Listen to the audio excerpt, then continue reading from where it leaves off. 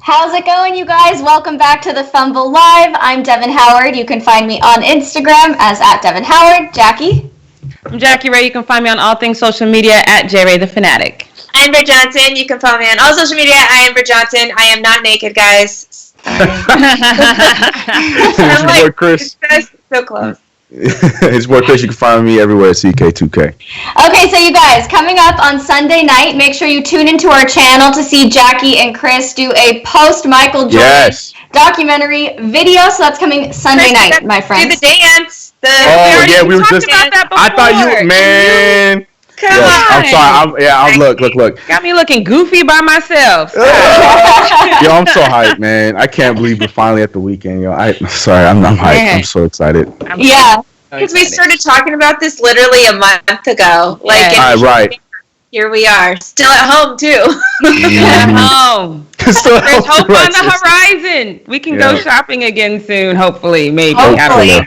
I'm excited to go to a restaurant. All I want to do is have somebody come to my table and say, "Can I start you off with anything to drink?" That's like the one thing I'm so excited about. I can't wait to tip somebody for cooking and doing service for me. I'm surprised, Devin, because you being the germaphobe that you are, I think you would be the last one. You would wait until everybody's been vaccinated before you go to a restaurant. No, Devin didn't fill in the whole thing. She's gonna get that whole spiel and then she's gonna walk right out. She's like, I'm not. All right, I just want to hear you say that. It was nice to hear your voice, though.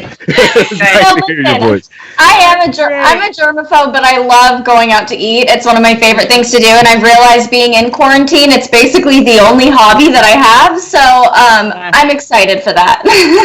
Guys, catch horse? No, I didn't watch it. Okay, well, Mike Conley won. I was so sad because everybody knows I had Zach LaVine winning the whole thing. He didn't win, but he went up against, him and Allie, I think, had a really good matchup against each other. I feel like I wish I would have saw those two in the finals, but Zach won against Allie and then ended up meeting Mike Conley, and Zach had his stuff together. I know we were talking earlier, you guys, about how crappy everybody's services and whatever was, but Zach could have a little business in production now because his stuff looked good. It was clean. It was clean. Yep. Nice. He sure did. Did you watch it live or did you watch the highlights? I just watched the highlights, girl. Yeah, so I watch this stuff on TV. I was like, I'll watch it when they put it on their Instagram afterwards. That's right on YouTube. Michael Conley ruined my dreams too because I had Chauncey Billups going all the way. That one was a fun one too. It's just both of their qualities was just garbage, but it was close. They took it to the end, but Michael Conley won, and then he took the whole thing. I didn't see that coming at all. Me neither. I thought he was going to get past the first or second round. I wanted to talk to you guys about a story that I read this morning about LaMelo Ball just before we dive into all of the news. So according to Kevin O'Connor of The Ringer, NBA executives have referred to Ball as both underrated and overrated, which is kind of confusing, but it all has to do with his last name and who his family is. So we've talked about how LeVar Ball's reputation kind of precedes him and all of his sons because he's so outspoken and he's so polarizing. But do you think it's fair for LaMelo to be considered overrated simply because he is a Ball brother? Chris, can you start? Oh, you want me to start? Well, do you want my real answer or you want my next answer? Right. Oh, you already know. Yeah. Oh, man. I'm out here trying to get LeVar. The overrated guy in the world. I want him to be overrated. No, yeah, 100%. Keep overrating him. No, he's so overrated. He should not be a top 3 pick. He should be dropping down to the 5th pick or 6th. No, Britt, you don't have to say all that. No. No, I feel like he's been rated. I'm still iffy on if he should be a first overall pick. Being completely honest, I think he's top 3 for sure. But I think he's been perfectly rated. People talking about his jump shot, they're supposed to because it still needs work. He's a great passer. I mean, I think he's rated well. I think he's where he's supposed to be. What about the fact that some of these NBA executives have said that they're a little bit hesitant about LaMelo because of Lonzo and how Lonzo went number 2 in 2017, but then he didn't end up being this explosive superstar that I think everyone was kind of thinking he might be. So could the same thing happen to LaMelo? Britt, what do you think?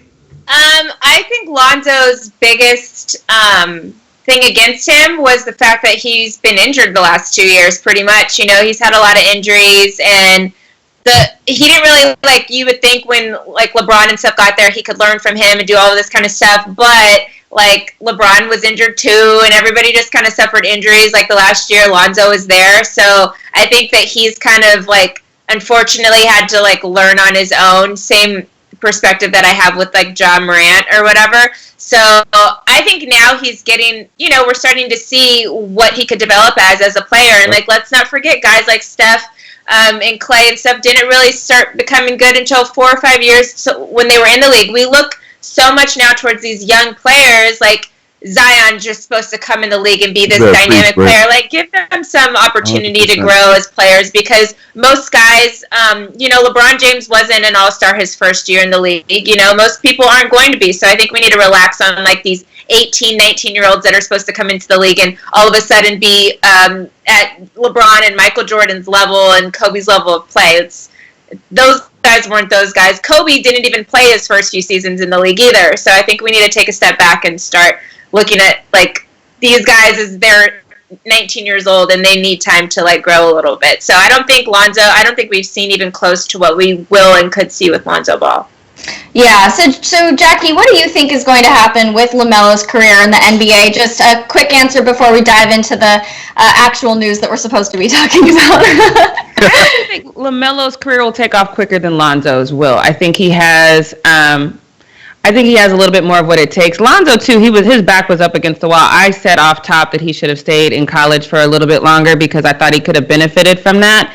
And then him coming in the league, Zion did come in and make a difference. No, Jordan or LeBron didn't go to the All-Star his first year, but he went his second. And, Lonzo did, so I just think it's just Lonzo had a lot. I mean, it's the Lakers too. So I think if he would have started on another team, maybe we're having a different conversation about Lonzo, Right. So his back was just up against the wall. But at the same time, just like I said, I think Lonzo would handle LaMelo because he has this experience. I think LaMelo can look at what Lonzo went through and make better adjustments. So I think he's going to have an easier time. I'm just not sure how much easier it's going to be for him. Yeah, well, we'll have to see. But for now, let's talk about Steph Curry. So Steph just revealed that he was the first player in the NBA to be tested for the coronavirus. He got his test on March 6th, just one day after returning to the game from his broken hand. He said, quote, "I had just played my first basketball game in months the night before, and conversations were swirling about what this virus might mean for the league. That night, I started to feel sick. The fever set in, first at 100, then 101.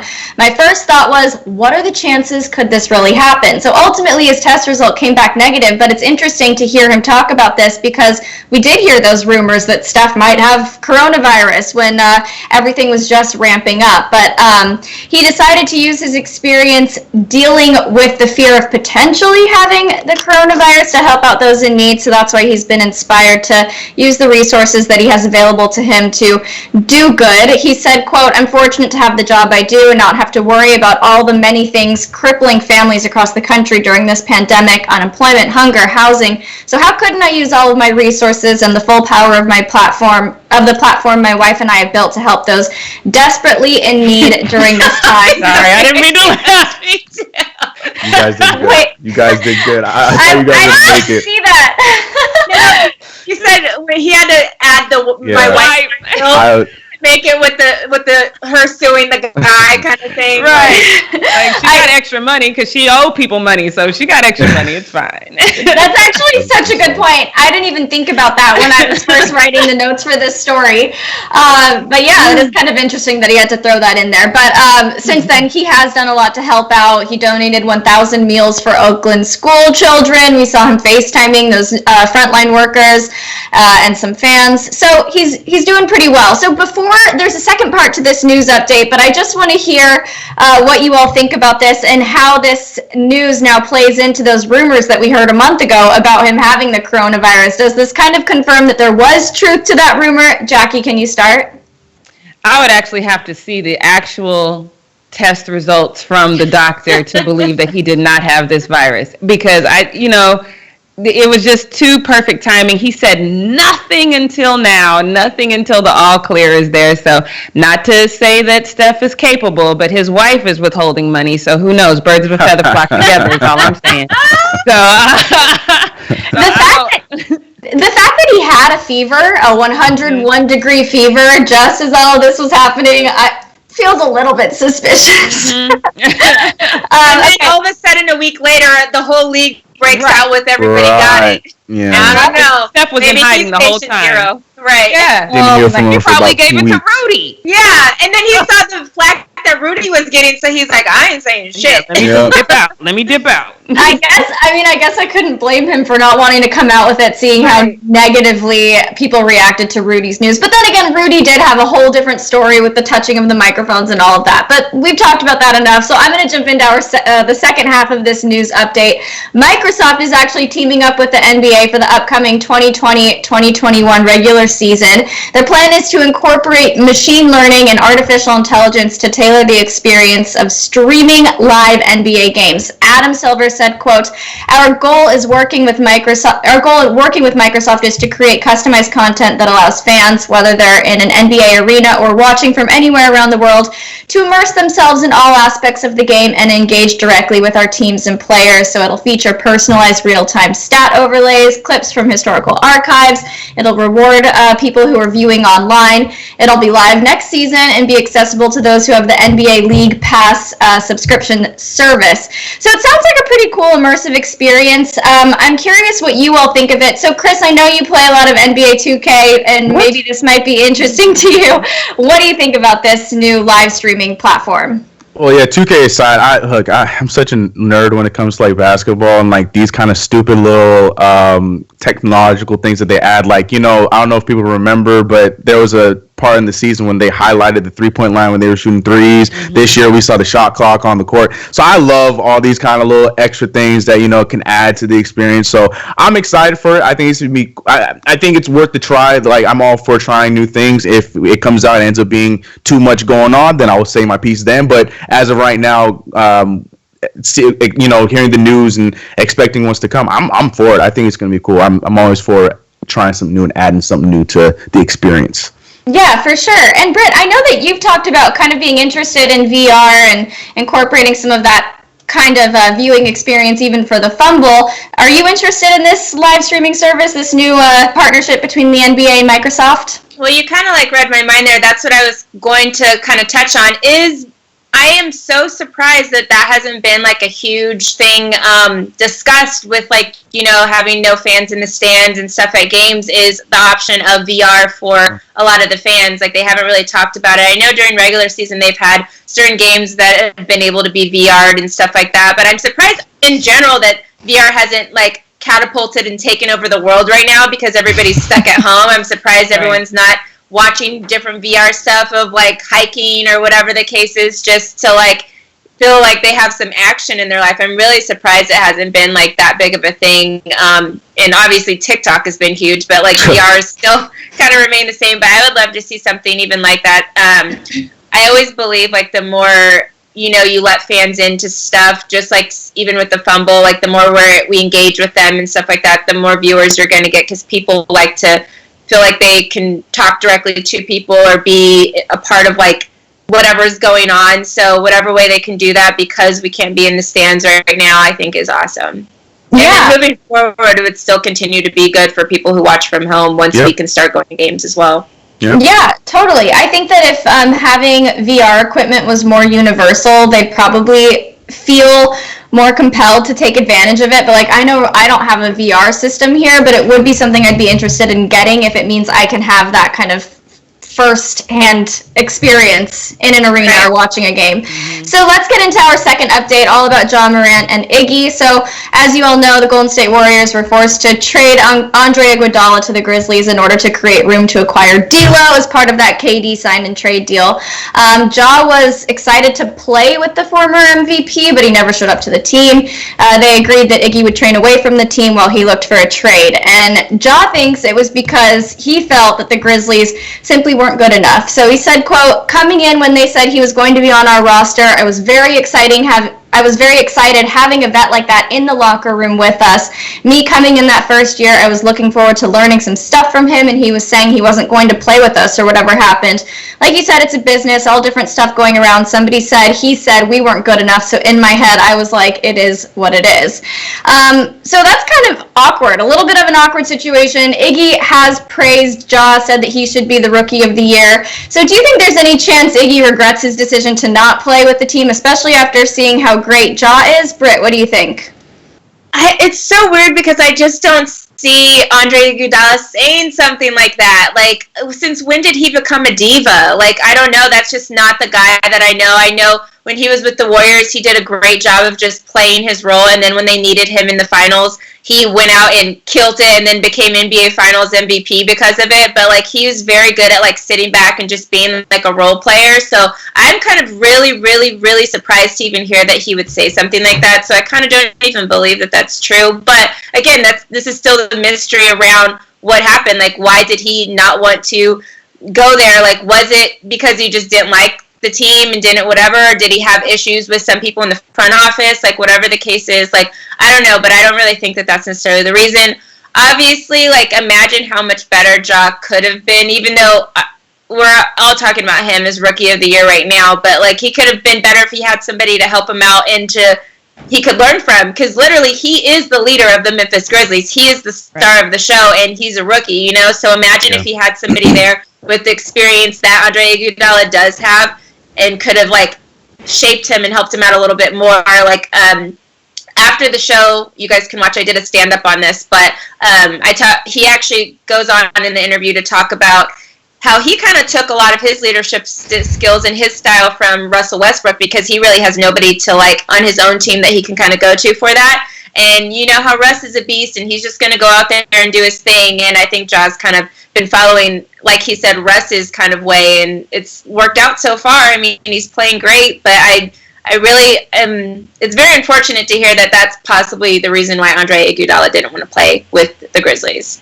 Yeah, my next question was actually going to be kind of jumping off of that. Is there more to this story? Because it seems like there is. I agree. It feels a little bit weird. It feels like there's something that we're not hearing. Chris, can you fill me in on what you think? Can we all just cut the BS? All right, like we all. Andre Iguodala is a human like the rest of us. A human that watches basketball. We started off this season all thinking the exact same thing when it came to that Memphis Grizzlies team.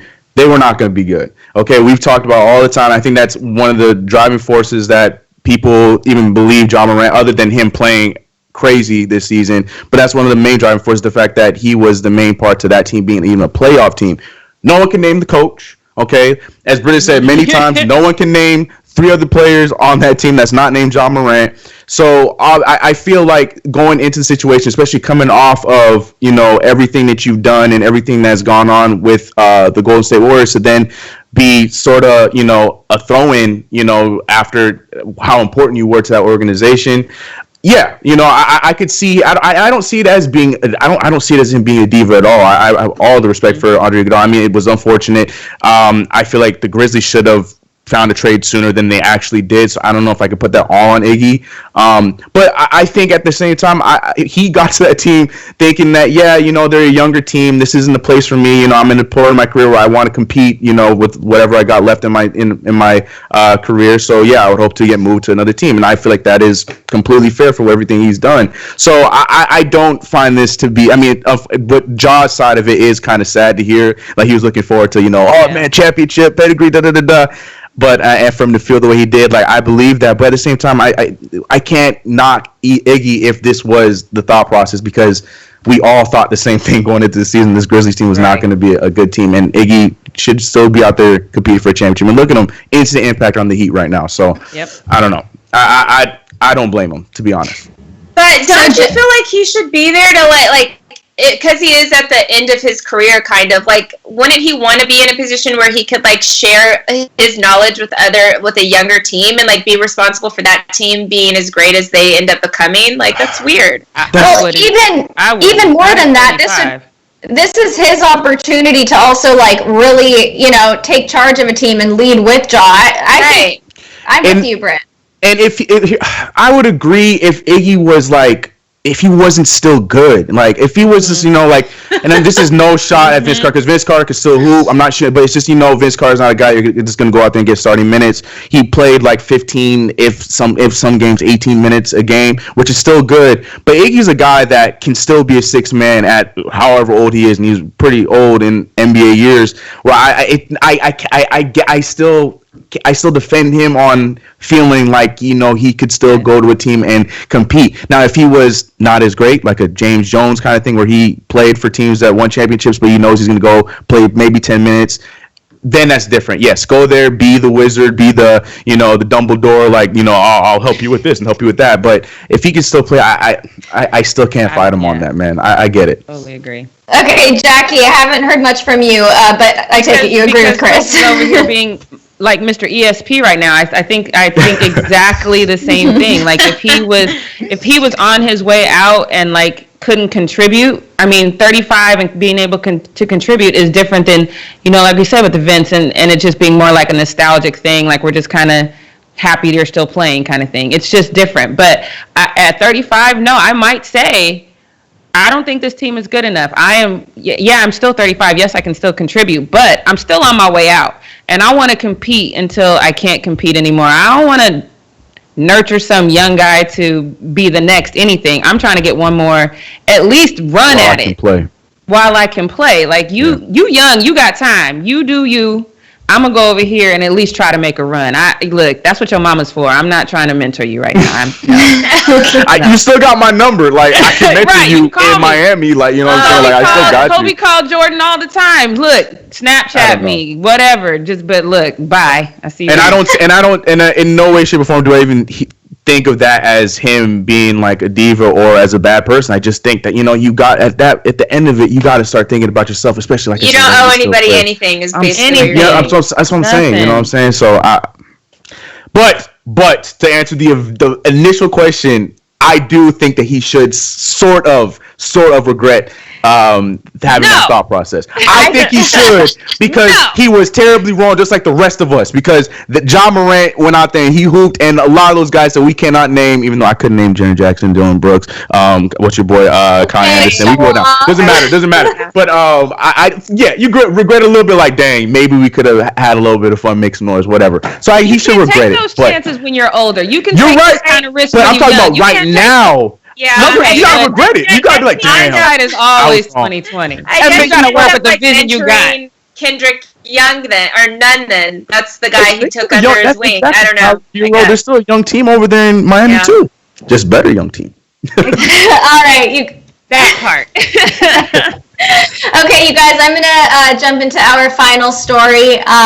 It's a feel-good story. So that photo from Game 7 of the Eastern Conference playoffs has been named the greatest sports photo of the year. It was Kawhi's buzzer beater in their game against the 76ers. It's a really memorable moment, and we have the video playing for you here. It was like that moment when it was just bouncing on the rim. Everybody was sitting with Kawhi like, oh! Yes! Oh my God. Never forget that. Never forget. It was so memorable, such an epic shot, and it really captured all of the emotion and tension, the despair felt by the 76ers, the excitement by the Toronto fans, and Kawhi and the athletes. So and Drake. Drake's face was like, his eyes was like two characters. Yeah, so I don't really have any specific questions about this one. It's just worthy of sharing that it's it was the single best sports photo of the year in the world's most prestigious photojournalism contest. So that's okay. And it should be. It's just like a cool moment, and then it's the anticipation of it all, because he gets the picture right at the moment where Kawhi's like, and Kawhi don't ever really have a ton of facial expressions. But you could kind of see it, like it's just soft and like in his eyes, just like, it's just like a crazy moment. And everybody at that moment, like I remember watching that, and everybody's like everybody stopped breathing, like simultaneously, all waiting for that, like bounce in, like, and then it goes crazy, like, or then people are so depressed, like the Sixers were, and then you see the Joel Embiid crying stuff, like that moment brought up so many moments, so many memes. It's classic. I initially called that shot the Clipper killer because my little brother, I was watching with my little brother who's a diehard Clippers fan, like you, Brett. And all season I was riding the train. I'm like, yo, man, you excited for Kawhi next year? You're going to be a Clipper, dog, da-da-da. And, so when that shot had gone and we were watching it together, like, it was dope and it was exciting, but he did not cheer because we both thought the same thing. We're like, oh, man, Kawhi about to go get this championship and he's staying in Toronto. So my little brother was not impressed. He was not excited. So it was, I'll remember that shot forever because it was so funny. And then he ended up being, we were both wrong, and he still ended up going to Clippers, and he called me that night like, take that for a Clipper killer. I was like, yeah, you're right. Yeah. The first time he started breathing again is once Kawhi went to the Clippers. He didn't breathe from that shot until Kawhi went to LA. Yeah, that's true. I knew for sure Kawhi was coming to the Clippers when he went to go to talk to the Raptors and they had a helicopter following him. And I was he ain't down for that. Gosh, out of pocket. Yeah, that was I'm crazy. not mad at Toronto for that because you got to be worried. Like, hey, we still here. We still love you. We're up here above you. Nah, I'm gonna go back to LA. I knew he had him. All right, you guys. Well, that's all the need to know news. It's you, Chris. All right, welcome time for the post up.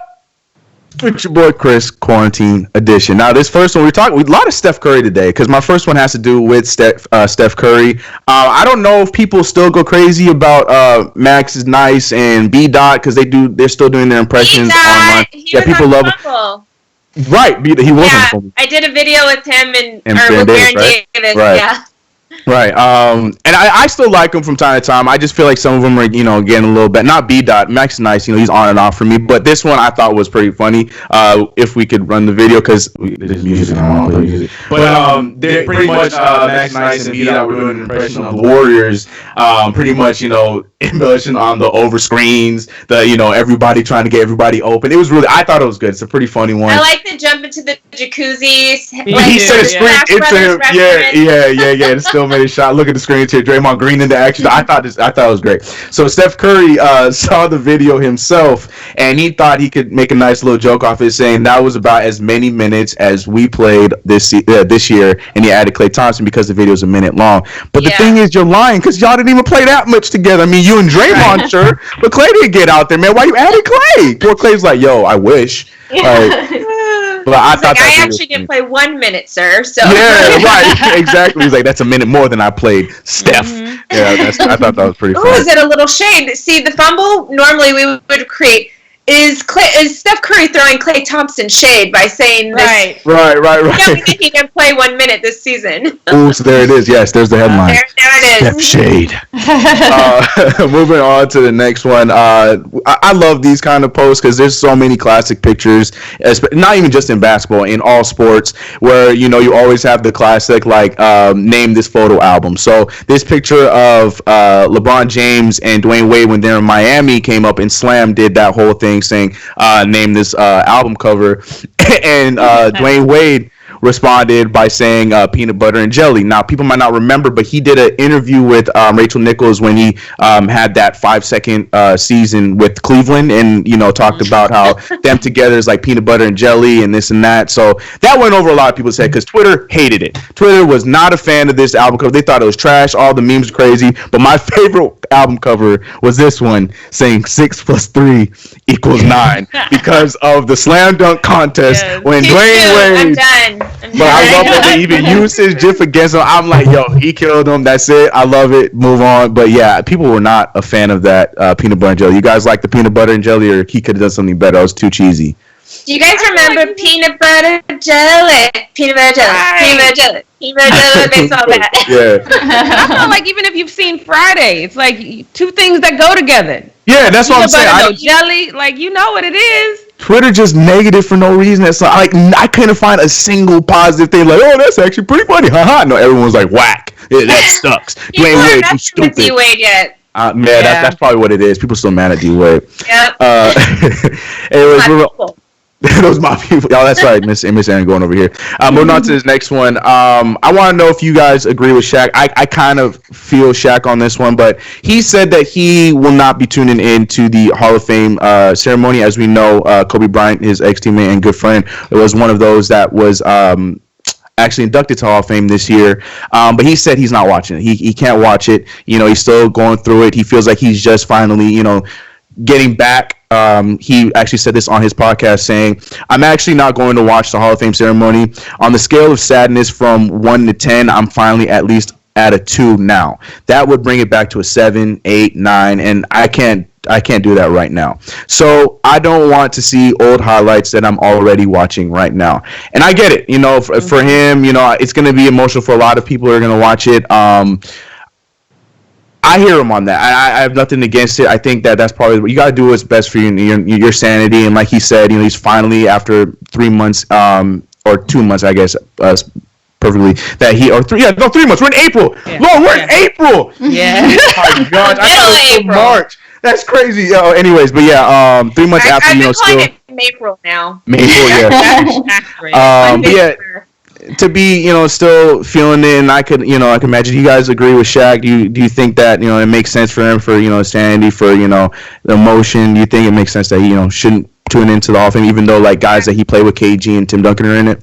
Yeah, I agree. I mean, we all remember, I really remember, Kobe's memorial was actually on my birthday, February 24th, and right. I couldn't watch it. I went to Disneyland that day, and everyone's like, "Oh, are you going to watch?" I was like, "No, there's no way I can be this." I've literally been so sad. We had to do so many stories. Half the stories I was doing prior to that day, I was crying every time during the stories. I had to stop. Poor Chris was just watching videos of me crying and then trying to get it together before we could go when he was editing them and stuff like that. Too, yeah. So, I didn't watch it. I went, and I think it was literally probably a couple days after before I went back and just watched the Michael Jordan clip, and then I watched the Vanessa Bryant one. But other than that, I didn't watch it at all. I couldn't do it.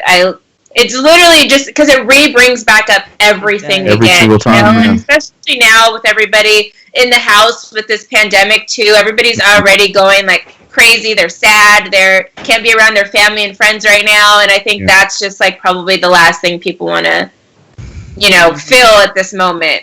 Yeah, and mourning is such a long process, and once you get to the point where you feel like you're actually okay and you can go about your day-to-day life without being torn apart about something, it's really hard to go back to something that you know is going to trigger that. Right.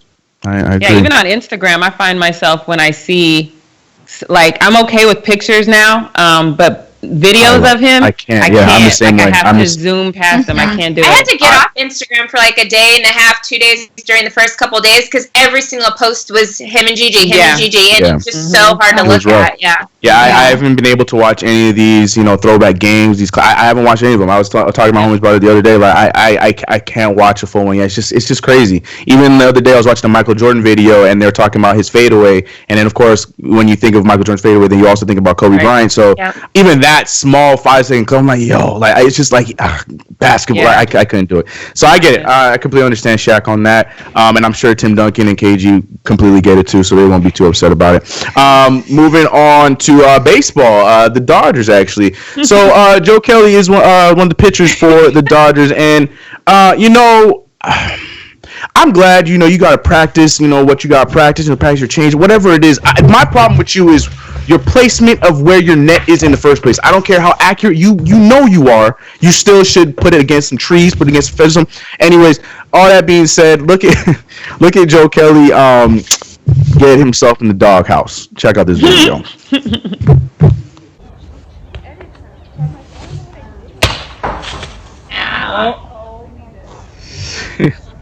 Look at his just stiffness, Because his wife's "Did you just break the window?" She said it with bass in her voice, when you're in trouble by your parents. Joe is working on a changeup. But this is exactly what I thought was going to happen when we saw the kid the other day by the garage. Right. And his net was way smaller. In instances, the people are facing their home instead of facing the opposite way. I guess they would rather break their own window than somebody else's. Is maybe the deal here, but I'd rather throw it over a fence. Well, I guess you're probably right. You might break something if you throw it over the fence. Look, I don't know, but my favorite part was the oop. Move for 10 seconds. He went, right. yeah, like, he turned from you go look. Right, he turned from a grown adult to a little kid so fast. Like, did you break it? Like, yeah, I broke it. Oh my goodness. But yeah, I thought that was a funny one. But luckily, you know, got some money so he can get that paid. I don't know who can go out there and fix it, but and this is why you face it the other way, because you pay the next door neighbors more than what the broken window is worth, and let them deal with the fact that no vendor is coming out right now. Come and do it. You see, look, no, I like that thought process. I'm with that. Moving on to I'm not a fan of workout videos, but this was actually pretty dope. Odell Beckham Jr. Had a nice little time lapse. He was pretty much, you know, filming himself throughout his workout. I don't know specifically how long this was. Like, let me look at this. I thought his timing was perfect. I mean, it's going to look like he was working out for so much longer, but really what it was, this man started filming right when it was about to turn nighttime, so you're getting the sunset. You see this time lapse, you see it, and it looks like this man's been working all day, and all power to him.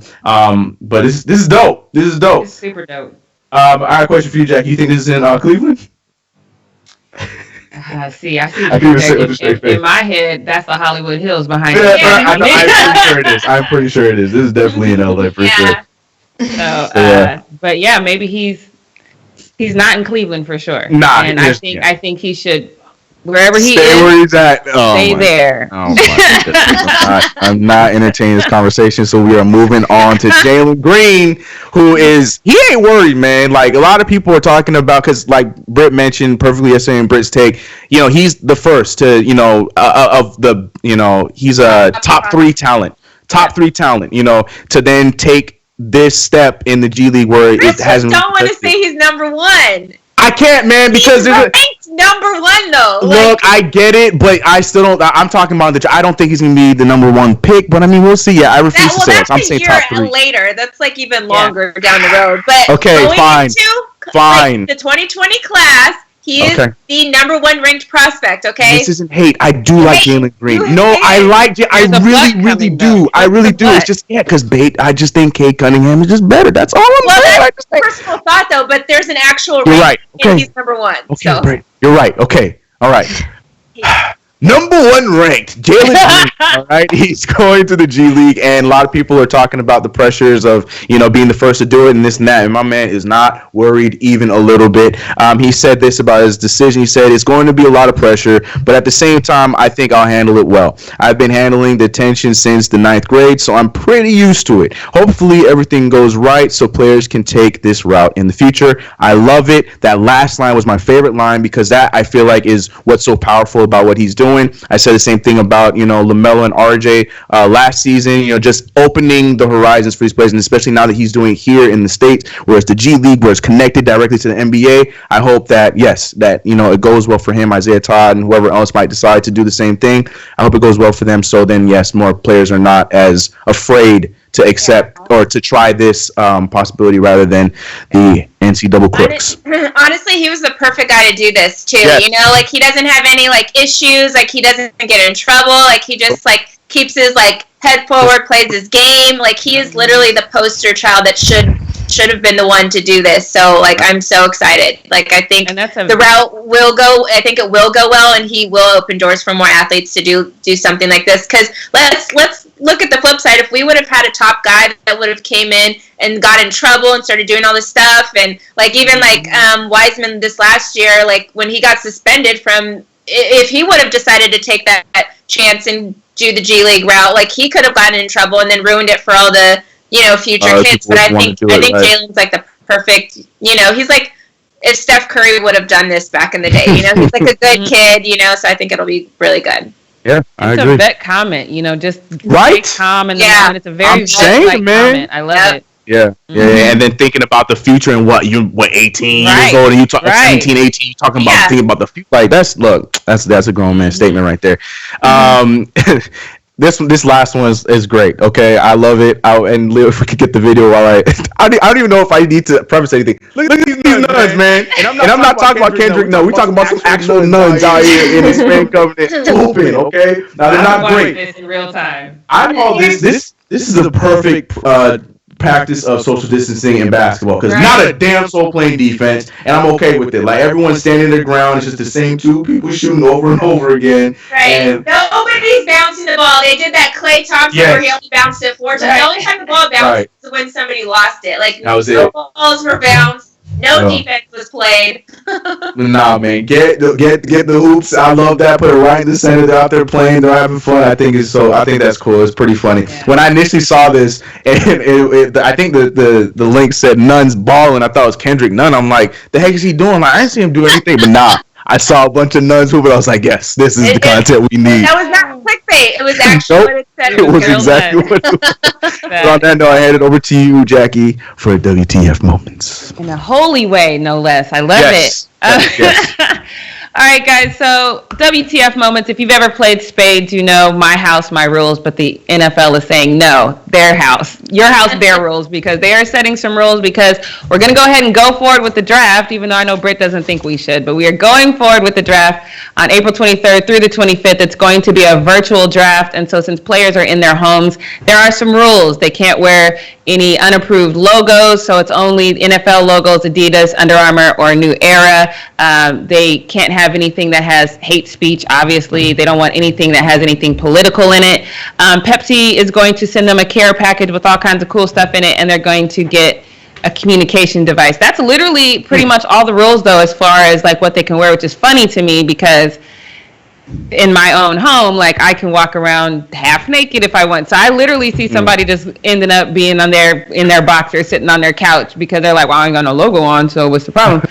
So I really am going to be fascinated to see how this goes down because I don't know if you guys remember the Michael Sam kiss that happened during the draft that we talked about his entire very short-lived career. So what do you guys think? Are we going to end up with some weirdness or is it going to be very calm, cool, and collected because people are used to being in their houses right now anyway? I'll go. Britt, either way, I don't know. So I think it'll be fine. Of course, we're going to have something to talk about come Monday at work. I know there's going to be a couple people that are going to do, because somebody's uncle or auntie going to be in the background, drunk already, doing a little something crazy. I don't think necessarily the players will be too crazy, but they're at home with their families, so you're going to see something's going to happen for sure. You don't think any players are going to do anything crazy? You have so much more faith than I do. That's beautiful. I don't. I think no, because they're ready for it. It's coming. You know what I'm saying? They got the equipment handed to them, so I think they'll be prepared. And they know that they ain't got an actual contract signed yet. Exactly. No, I'm with Britt. I expect Aunt Susie to be the one doing something reckless before any of these athletes, you know. Yeah. That's my mom! She tripped and fall or something like that. Something gonna be twerking, something. Yeah, something. Yeah, for sure. Oh, my goodness. All right, so Chris and I we have no qualms with this next one, and we believe it 100% because we see Drew Brees in those pregame hype sessions in the center. Fire. He's rhythmical. He's passionate. He's fire, like Chris said. Yes. So Bleacher Report posted this tweet that said, MC Drew Brees, according to Cam Jordan, the Saints quarterback has impressed the locker room with his a cappella freestyle rapping. Cam Jordan says the 41-year-old is straight heat. I believe every piece of that.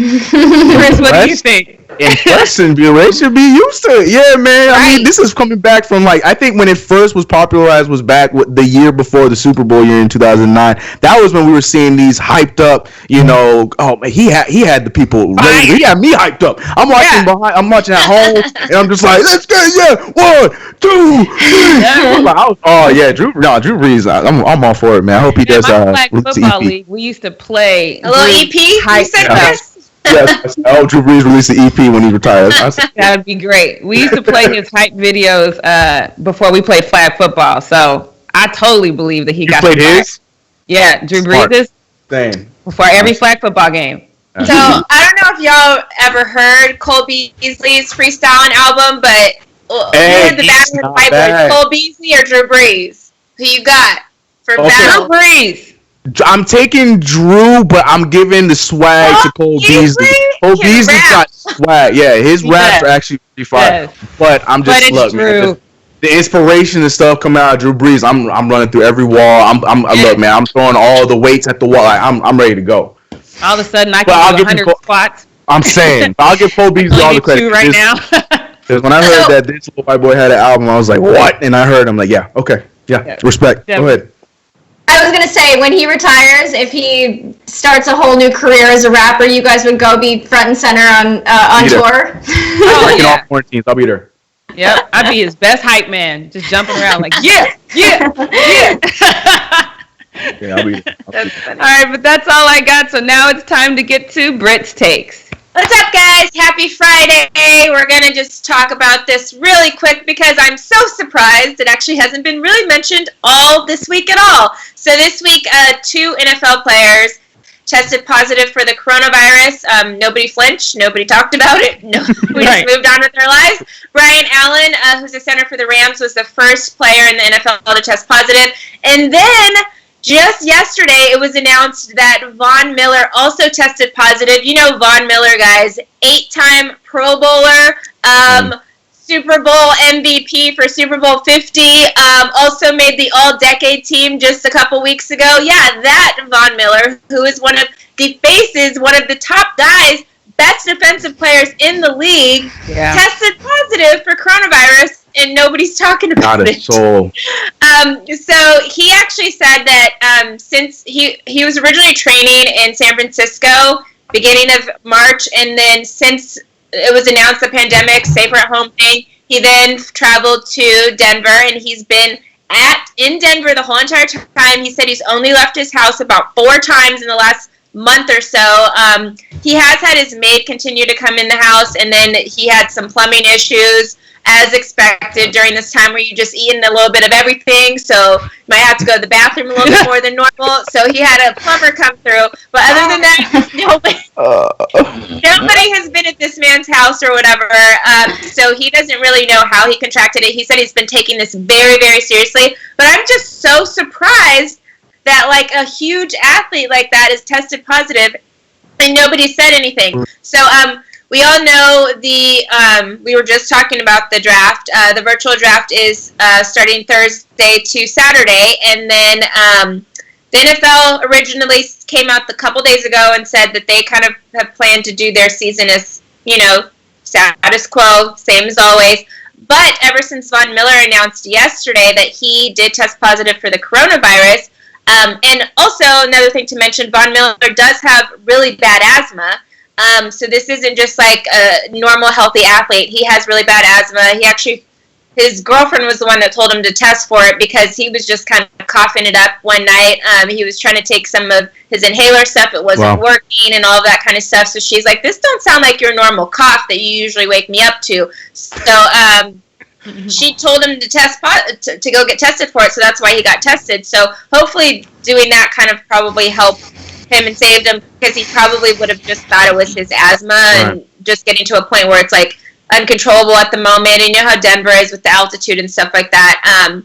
But the NFL now has said that they are contemplating changing up the season next year. So we all know they have decided, or kind of decided, we're probably going to be playing without fans, at least for a little bit, especially here in California.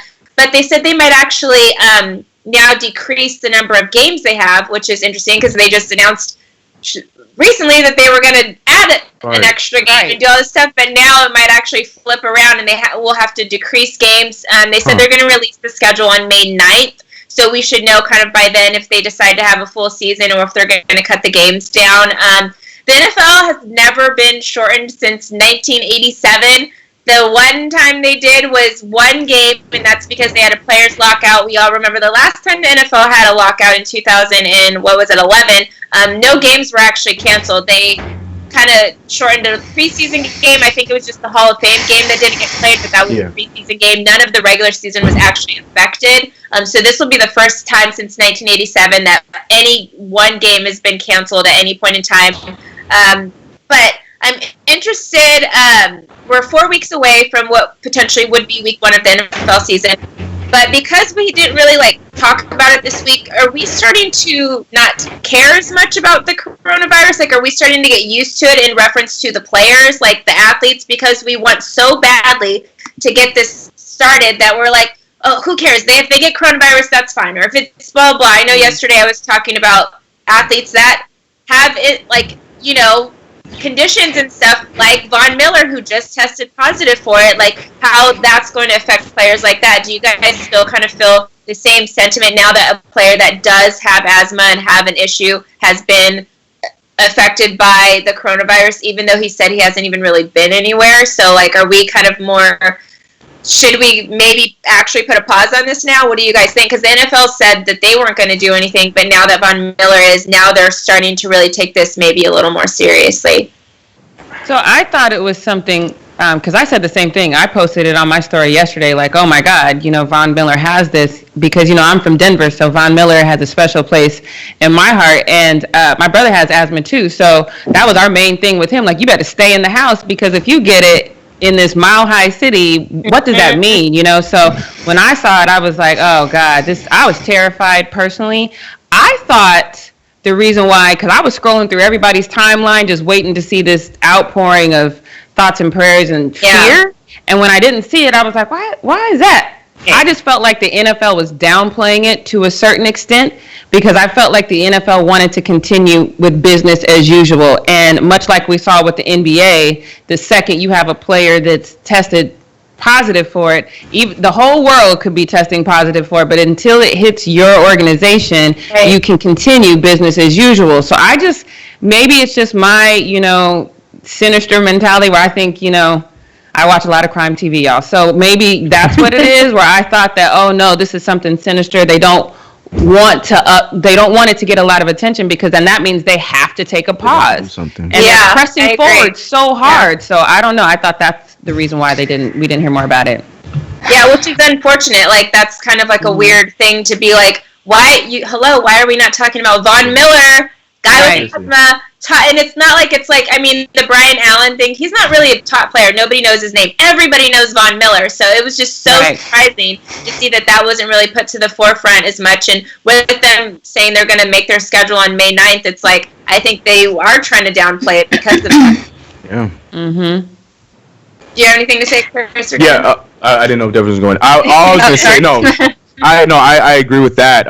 My initial thought when I was realizing the same thing, that nobody was talking about it, was just the fact that I feel like we're all, and this is probably unfortunate, but we're all in a place of knowing that, you know what, more people are supposed to be getting this disease before, you know, we, you know, figure out what's happening. So like Trump, I hate to use him, but like Trump and Fauci, they were telling us like, you know, expect more to come. So I felt like because of that, people were like, dang, it happened to Von Miller, and then moved off of it. But then I'm just like, yo, wait, but this is Von Miller. We should be putting a little bit more attention on this. Like I get it, like we know, because like when, you remember when the Brooklyn Nets players came out and the Lakers players, like we didn't get any names, and we got KD's name and people were talking about, but it wasn't as, you know, crazy when we first found out about Donovan Mitchell, stuff like that. So I was like, all right, cool, but we still gave KD attention. So Von Miller should be getting some sort of attention, some sort of ESPN at least 10-minute video on what's going on with Von Miller. Like, something should be going on. But yeah, and I feel like, unfortunately, it just comes to just, you know, Roger Goodell being Roger Goodell, just like, we don't hear it, nothing happened, it's fine, don't talk about it, it's not happening, the league can still continue as planned, draft is next week, that's all you guys need to worry about. So I kind of see it from that, you know, pessimistic perspective, because it's crazy. It's very crazy. I expected to hear about it in Denver, though, because, you know, I keep telling you, I'm from Denver, and that is a sports town. So as soon as I saw it, I went to denverpost.com, 9news.com, every sports outlet in Denver to see oh my God, because they live and die by their sports in Denver. Not a peep. Mm-hmm. Yeah. How is that even possible? From what I remember, from what I last checked, the Denver Broncos haven't even released a statement. No. The league hasn't released a statement about it. Like, it's literally kind of like crazy. So I'm just like, are we getting that comfortable to where a top guy who has asthma on top of it, like, yes, the NBA players that have tested positive, they didn't have any other like underlying issues that like are literally a big part of why a lot of people are dying from this, because they already have issues with their lungs or whatever the case or whatever. And Von Miller has that. So like, I'm just like, Devin, what do you have to say? I mean, I don't have anything new to add. I think it's less that we're getting used to people testing positive for coronavirus and more that it was the NFL trying to downplay what's going on so that there isn't this, they don't get that same sort of crazy reaction as they saw happen with Rudy Gobert and Donovan Mitchell. So I don't know. I think it's weird. I don't think anyone's getting used to it, but it's perplexing as to why it's not being covered more in the news. I think if the NFL is doing what we say, that they're downplaying it because they don't want to, stop business as usual. I think the NFL is going to end up like the NCAA if that's what they're doing. They need to check that because you got to be concerned about people and your players. You know what I mean? This is a big deal. He has asthma. He's in a state. Doctors have told my brother numerous times he should leave Denver because Denver's the worst place you can live with asthma. So he's got like a twofold thing going on here, and you don't say a thing? I don't know. That troubles me. Yeah, it's weird. Very weird. Very unfortunate. But obviously, I know I could probably say for all of us, Von Miller, we are going to pray for you. We hope you get well soon and you beat this because you're probably, as far as athletes is concerned, one of the most or the scariest positive diagnosis that we've had as far as the athletes are concerned because you do have the underlying conditions and stuff like that. So we will keep you in our prayers. Hopefully he's ready to go whenever the season starts. Hopefully the NFL doesn't do it. And Von Miller actually did come out and he kind of released a little statement and he was like, I'm whatever we can do that's safe for us as players, that's what I want to happen for this upcoming season, whether it's, postponing the season a little bit or, shortening it to where it's less games. And he's like, but I just want myself, obviously, and then all the rest of the athletes to kind of be safe in this time.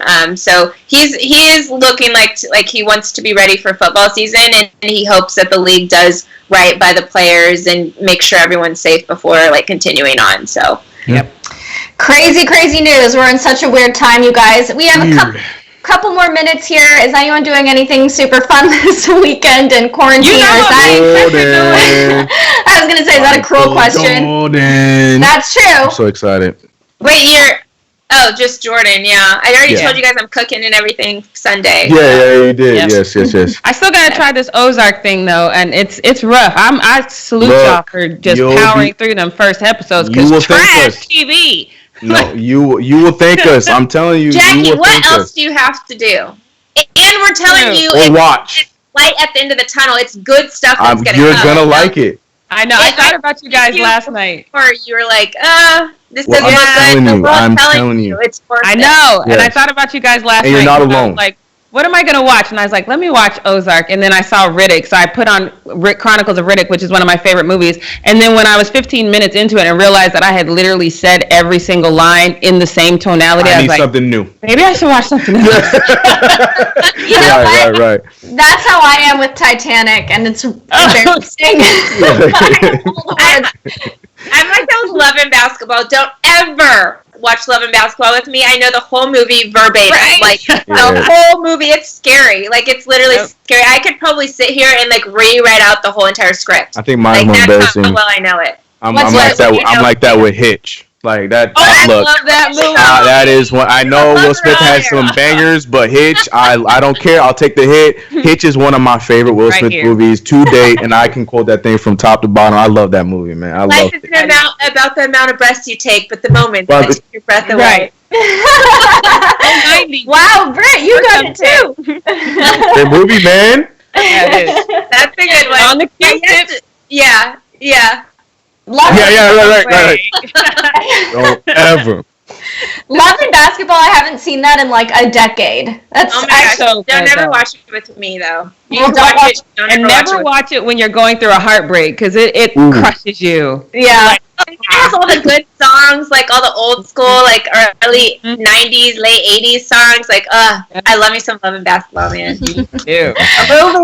All right, you guys. Well, don't forget to tune in to the Fumble on Sunday night to catch Chris and Jackie doing a post-documentary video about The Last Dance coming out. Yes. Tomorrow, Weekend Zone as well. Yes. Weekend Zone tomorrow, and then we'll be back on Monday at 11 a.m. Pacific Standard Time, so make sure you tune in and subscribe, tap the bell. Have a great weekend, you guys.